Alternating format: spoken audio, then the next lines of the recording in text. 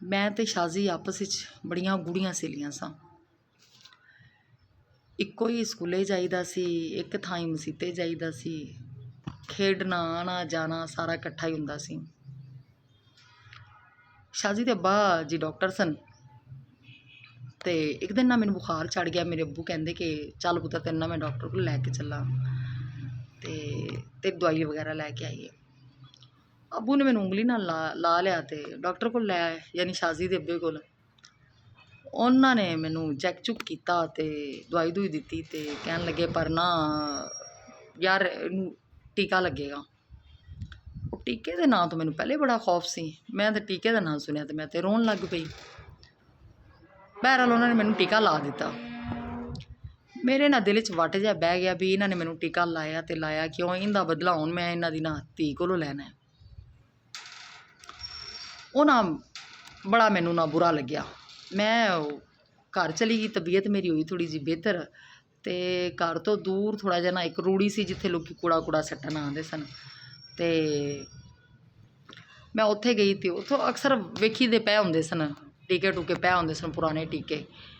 ਉੱਥੋਂ ਮੈਂ ਇੱਕ ਟੀਕਾ ਚੁੱਕਿਆ, ਉਹਨੂੰ ਧੋ ਕੇ ਤੇ ਰੱਖ ਲਿਆ। ਸਵੇਰੇ ਮਸੀਤੇ ਜਾਣ ਲੱਗਿਆ ਸਪਾਰੇ ਦੇ ਥੱਲੇ ਕੀਤਾ ਟੀਕਾ ਤੇ ਚਲੀ ਗਈ।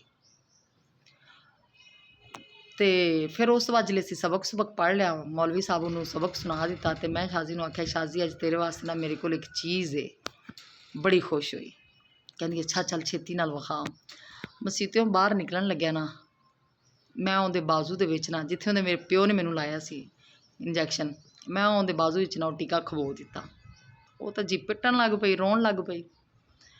ਰੋਂਦੀ ਰੋਂਦੀ ਘਰਾਂ ਨੂੰ ਚਲੀ ਗਈ। ਮੈਂ ਆਪਦੇ ਘਰ ਚਲੀ ਗਈ।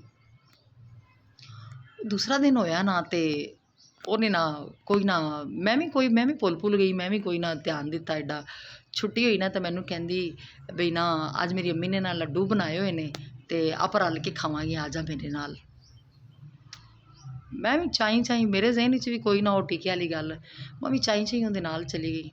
वो तो जिले मैं अंदर वड़न लगी ना तो उहदी माँ ने ना मेरे वालों तो फड़न की कोशिश की। मैं समझ गई, मैं क्या लै भी अज तेरी शामत आ गई। उन्हें वालों तो फड़न की कोशिश की, मेरा जोड़ा दुपट्टा से उहदे हथ आ गया, वाल मेरे छुट गए। मैं आ गई भज के घर। अल्लाह का शुक्र किया कि कुट तो बच गई। पर उस तो बाद फिर मैं तो शाजी एक दूसरे को मिलियां नहीं।